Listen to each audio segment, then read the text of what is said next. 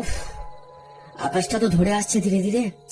এখন কি যে হবে, ছাতাটাও সঙ্গে নিয়ে বেরোয়নি, আর এই গাড়িটাও তেমন, আজই এত লেট করে ছাড়লো। যাই দেখি, এই সামনের রাস্তা ধরে হাঁটতে থাকি, যদি কোনো রিক্সা চোখে পড়ে। বিশ্বজিৎ যাচ্ছে ওর দিদির বাড়ি ধুত্রডাঙ্গাতে। রাত প্রায় 9:30। গ্রামে কেউ জেগে আছে কি সন্দেহ। জনমানব শূন্য ফাঁকা রাস্তা দিয়ে হেঁটে চলেছে বিশ্বজিৎ। ফুরফুরে ঠান্ডা হাওয়া বয়ে চলেছে চারিদিকে। বিশ্বজিৎ জোর কদমে এগোতে থাকে কাঁচা রাস্তা ধরে। বেশ কিছুক্ষণ হাঁটার পর বিশ্বজিৎ রাস্তার পাশে একটা দোকান দেখতে পায়। দোকানটার ভিতরে আছে একটা যুবক।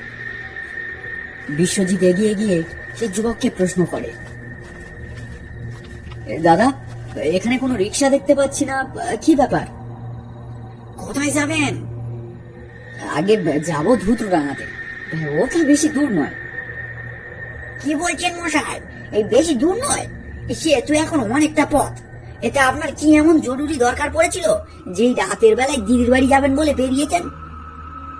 আগে দাদা, আমি বেরিয়েছিলাম সে বিকেল বেলা, তারপর গাড়িটা ছাড়তে যে এত লেট করলো কি আর বলবো, তাই তো এত রাত হয়ে গেল, নইলে কখন।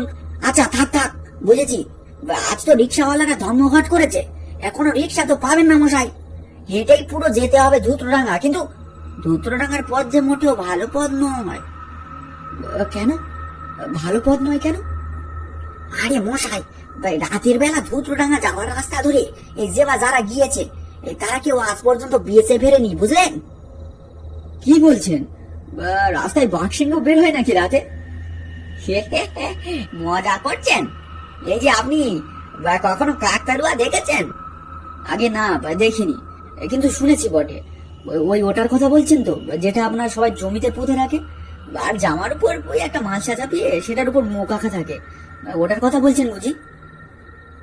হ্যাঁ, কিন্তু ও যে সাধারণ কাকতাড়ুয়া, আর আমি যেই কাকতাড়ুয়ার কথা বলছি সেটা মোটেও সাধারণ কাকতাড়ুয়া নয় মশাই, আধারে কাকতাড়ুয়া। ওটা শুধু রাতেই বের হয়, বুঝলেন? আপনি বলতে চাইছেন যে ওই কাকতাড়ুয়া সবাইকে মেরে ফেলে, তাই তো? আগে বলতে পারেন, ওই ধরনেরই কিছু একটা। এই কাকতাড়ুয়াটা বিশেষ করে না ভয় পাওয়া লোকেদের উপরই প্রহার করে, বুঝলেন মশাই? আরে রাখুন তো মশাই আপনার যত সব উদ্ভট গল্প। মানুষের তৈরি একটা কাকতাড়ুয়া, সেটা কিনা আবার সবার উপর প্রহার করে। আজব লোক মশাই আপনি। আরে যা বলছি সত্যি বলছে। তাহলে মশাই আপনাকে একটা ঘটনা বলি, শুনুন। বেশি সময় লাগবে না, তারপর যদি আপনি যেতে চান তাহলে আমি আর বাধা দেব না। বিশ্বজিৎ ভাবে এক রাত আরো গভীর হয়ে আসছে, রিক্সাও পাবে না, হেঁটে পুরোটা পথ যেতে হবে তাকে। তার উপর আরো একটা উদ্ভট লোকের সাথে সময় নষ্ট করছে সে। এর থেকে পথ চলা শুরু করলে তাড়াতাড়ি পৌঁছে যাবে সে দিদির বাড়িতে। তৎক্ষণাৎ আকাশে বিদ্যুতের ঝলক উঠে ছমছম করে নেমে পড়ে বৃষ্টি। বিশ্বজিৎ তড়িঘড়ি করে দোকানের ভিতরে প্রবেশ করে। এই রে, এই যে মহা মুশকিলে পড়া গেল, সঙ্গে ছাতা নেই, এবার দিদির বাড়িতে পৌঁছাবো কিভাবে? মশাই, আপনি ওই বেঞ্চে বসুন, আমি এক কাপ চা দিচ্ছি আপনাকে। আপনি খেতে খেতে ঘটনাটা বরং শুনতে থাকুন। আপনার চা শেষ হতে হতে দেখবেন ততক্ষণে বৃষ্টি থেমে গেছে।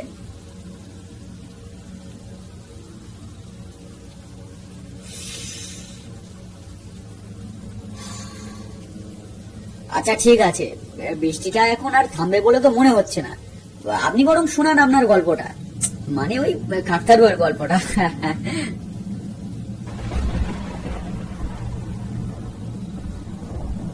এই ঘটনাটা মশাই অনেক বছর আগে। আমি তখন গামছা বিক্রি করতাম, কিন্তু চিন্তার বিষয় এটা ছিল যে আমাদের গ্রামে গামছা তেমন একটা বিক্রি বাট্টা হতো না।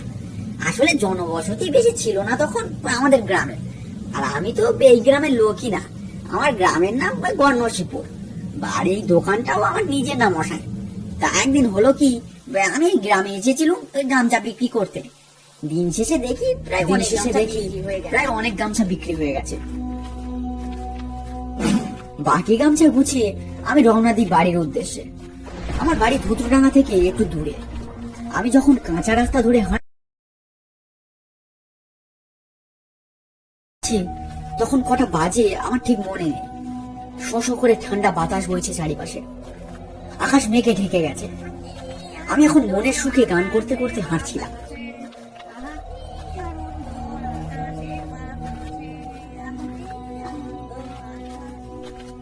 হঠাৎ আমার চোখে পড়লো এই দোকানটি। আমি দেখলাম একটা বয়স্ক লোক দোকানের ভিতরে কাজ করছে। আমি বৃদ্ধ লোকটার কাছে গিয়ে জিজ্ঞেস করলাম, আচ্ছা খুড়ো, এই ধুতরোডাঙ্গা যাবার শর্টকাট রাস্তাটা কোন দিকে একটু বলতে পারো? আসলে আমি ওই ধুতরোডাঙ্গা শর্টকাট রাস্তাটা পার করে ওই গণনসিবপুর পৌঁছাবো বলে জিজ্ঞাসাটা করেছিলাম। আমার কথা শুনে পুরো ধমক দিয়ে বললো, তুমি এই ভোর সন্ধ্যেবেলা ধুত্রডাঙ্গার নাম নিচ্ছ? বুকে ভয় ডর নেই নাকি? আসলে আমি গণনসিবপুর যাবো, আকাশের ভাব খারাপ, তাই ভাবছিলাম যে ধুতরোডাঙ্গার শর্টকাট রাস্তাটা পার করে যদি গণনসিবপুর পৌঁছানো যায় আর কি। মরার সাহায্যে গেছে বুঝি? ধুত্রডাঙ্গা যাবার শর্টকাট দিয়ে যেতে চাইছো? ওই পথে রাতের বেলা আধারে কাকতারুয়া ঘোরাফেরা করে, জানো না? হ্যাঁ, আধারে কাকতারুয়া? সে আবার কি বস্তু? কখনো নাম শুনেছি বলে তো মনে হচ্ছে না। যাকে অত জেনে আমার কাজ নেই খুড়ো, তুমি আমায় রাস্তাটা একটু বলে দেবে কি? মূর্খ, এতই যদি তোর মরবার ইচ্ছে তবে যা যা ওই সামনের রাস্তা দিয়ে যা। পালা পালা, তোর মরণ ঘনিয়ে এসেছে, পালা। হ্যাঁ তাই যাচ্ছি, দেখি কোন কাকতারুয়ার ব্যাটা আমায় ধরে। ওই রকম কাকতারুয়া আমার গ্রামে অনেক আছে, ওদের পাখি ভয় পায়, এই ভজা নয়। আমার পুটুলির ভিতর গামছা আছে, এই পুটুলির দিব্যি কেটে বলছি, ওই গামছা দিয়ে যদি আমি ওই কাকতারুয়া ব্যাটার ঘাড় না ভেঙেছি তো আমার নাম ভজা গামছাওয়ালা নয়। এই চললুম আমি। এই বলে আমি দোকান ছেড়ে আবার কাঁচা রাস্তাটা দিয়ে চলা শুরু করলো।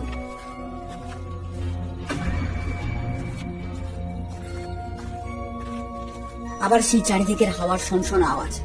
ফাঁকা নির্জন রাস্তায় আমি আবার গান করতে করতে হাঁটছি। আনন্দ আকাশে বাতাসে, আহা কি আনন্দ আকাশে বাতাসে, আহা কি আনন্দ আকাশে বাতাসে। আমি ভেবেছিলুম বুড়ো আমায় ভয় দেখানোর জন্য ওইসব উদ্ভট কথা, ওই কাকতারুয়ার কথা বলেছিল, তাই ওসব না ভেবে আমি গান করতে করতে হাঁটছিল। কিন্তু আসল ঘটনাটা ঘটলো ওই ধুতরোডাঙ্গা রাস্তাটাই নামার পর। আমি রাস্তা ধরে হাঁটছি।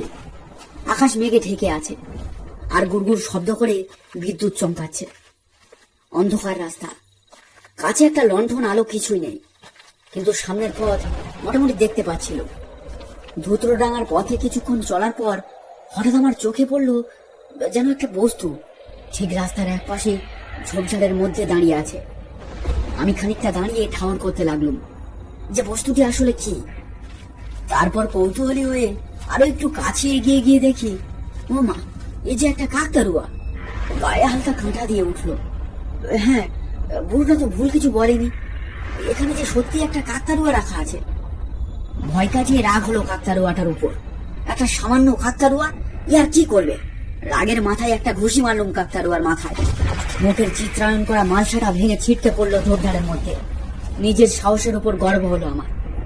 আমি আবার হাঁটতে শুরু করলাম।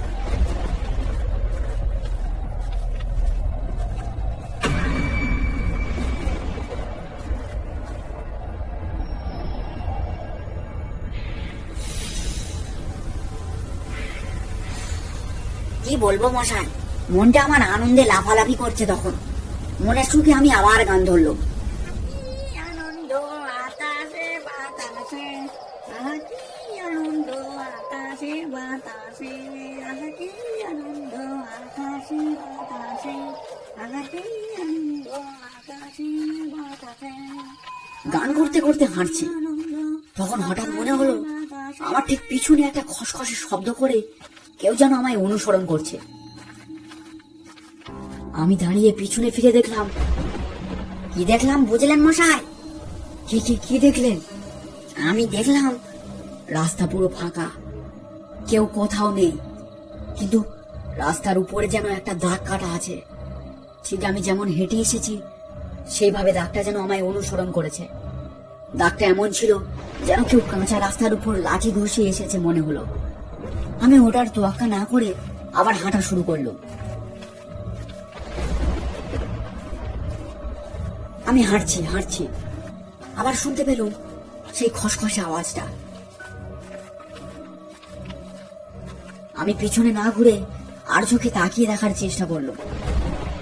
দেখলুম, হ্যাঁ, সত্যি সত্যি অন্ধকারে একটা ছায়া ঠিক আমার থেকে একটু দূরে, যেন আমার দিকে জোর কদমে এগিয়ে আসছে।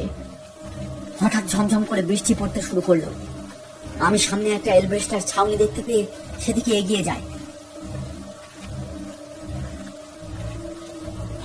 ছাউনিটার ভিতরে ঢুকে আমি মাথার উপর থেকে পুটুলিটা নিচে নামিয়ে রাখি। তারপর মাথাটা মুছতে মুছতে আমি পাশে তাকিয়ে দেখি, ও মা, একটা লোক দেখি আমার পাশে দাঁড়িয়ে আছে পিছন ফিরে। আমি একটু অবাক হয়ে যাই, ভাবি লোকটা এখানে এলো কখন।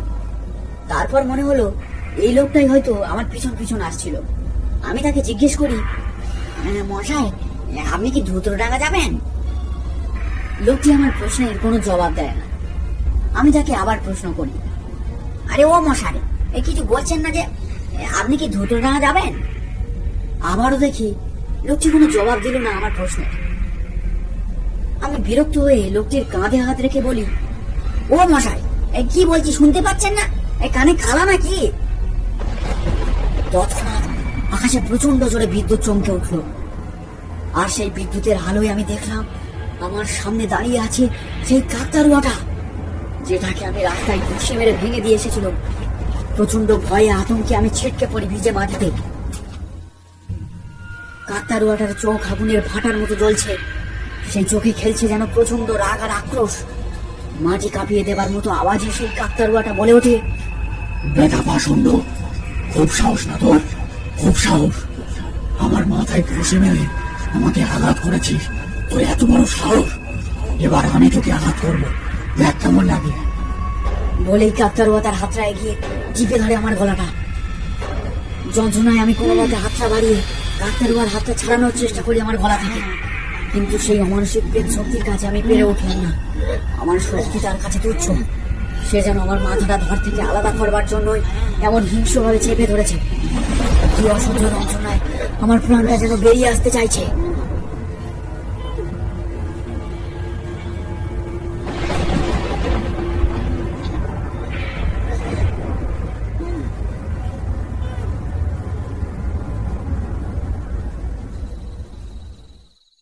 দোকানি হঠাৎ চুপ হয়ে যায়। ততক্ষণে বৃষ্টিটা থেমেছে। বিশ্বজিৎ কৌতূহলী হয়ে জানতে চাইল, তারপর? তারপর আর জেনে কাজ কি মশাই? আপনাকে সাবধান করছি, ওই পথে যাবেন না। বিশ্বজিৎ তাচ্ছিল্য স্বরে বলে ওঠে, ধুর মশাই, যত সব ভুল গপ্প।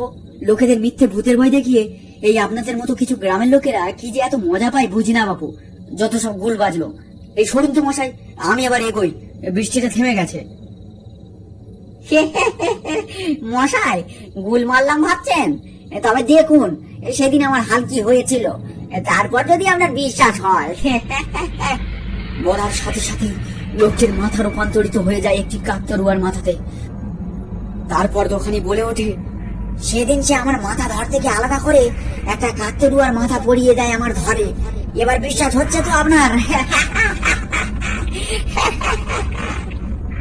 বিশ্বজিৎ কি করবে বুঝে উঠতে পারে না। এক ঝটকায় সে বেরিয়ে আসে বাইরে আর দৌড়ানো শুরু করে দেয়। যতদূর দৌড়ানো যায় সে দৌড়াবে, কারণ তার ভেসে আসছে একটা হাসি। সে হাসি কার সে বুঝতে পারছে। কোনো দিকে না তাকিয়ে সে দৌড়তে থাকে। আর দিদির বাড়ি গিয়ে কাজ নেই, এখন সোজা বাড়িতে যেতে পারলে সে হাঁপ ছেড়ে বাঁচবে।